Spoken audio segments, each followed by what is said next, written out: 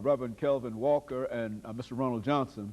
And of course, Mr. Johnson, before we had our final commercial break, we were talking about the new organization, the New Beginnings organization, as well as choices and the effects.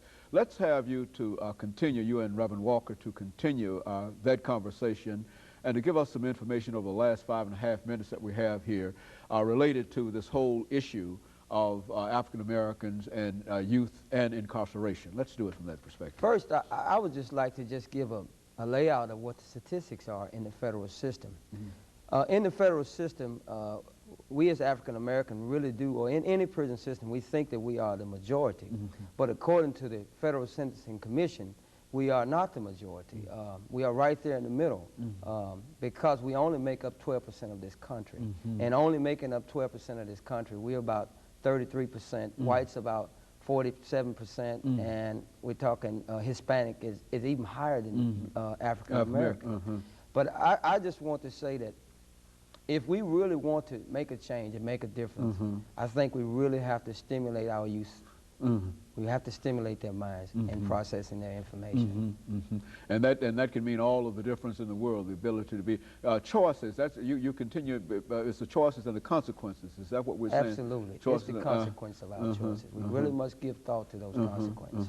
Well, Reverend Walker, what would you say in terms of bringing this issue of youth and African American youth and incarceration in front of a wider public and the ability to be able to assist the New Beginnings organization in doing this? What are some of the things that you would like to see us do? Okay. Now, you know, we understand what the problem is, but we need to also get to the solution. And we are looking for solutions in every area dealing with the problem with our youth and drugs and all of this stuff like that. But now, inside of that prison system, there is an untouched resource right there.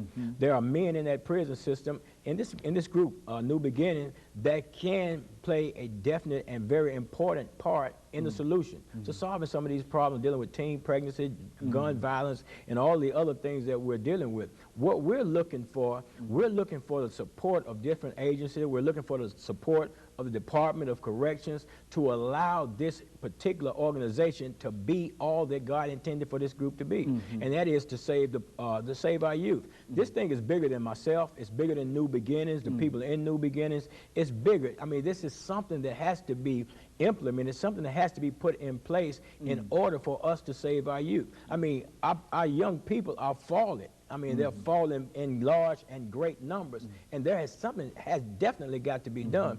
We have right here an untapped resources, and it would not make any sense to bypass that resource if we're truly interested in solving the problem. So we got parents that are having problems with their youth. We got churches that are having problems. We got community centers. We got civic centers. We got all these different agencies that are witnessing the problems that we're having with our youth. We're asking for those people to back this group New Beginnings, to come out and support us so that we can expose our young people to some education and some information that will free them from gang affiliation, will free them from all the other type of things that they will find themselves captured in, and allow them to not have to go through that process by tapping into this resource that we have available to us right there inside of the prison system. Allow these men an opportunity to speak to these church groups, to these other groups, and all these other different things, groups, and allow that information to go forth so that our children can be spared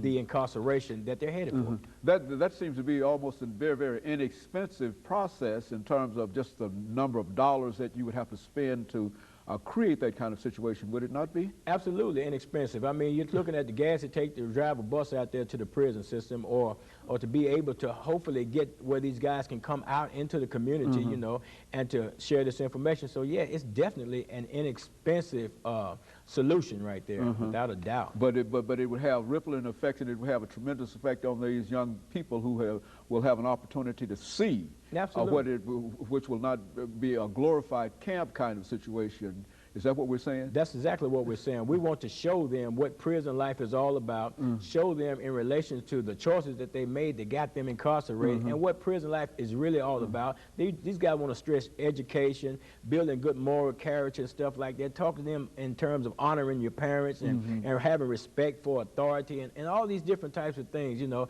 This is what they're trying to instill in them to keep them from coming in that direction, instead of listening to their buddies that don't have the information.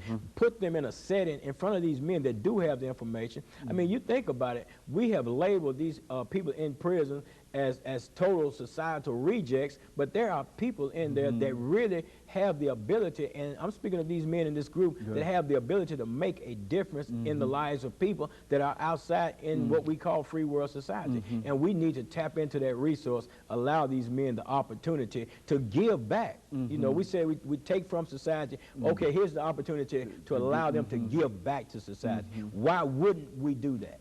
Is my question. Why would we not tap into that resource that's so available to us and so less and less expensive? Very good. And of course, let me, during this last half minute that we have here, gentlemen, thank the two of you for coming by and giving us that excellent information about African-American youth and incarceration.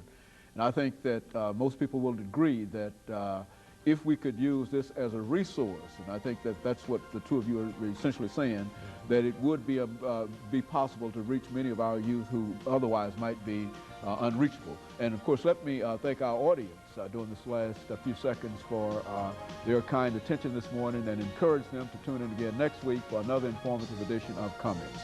Thank you and good morning.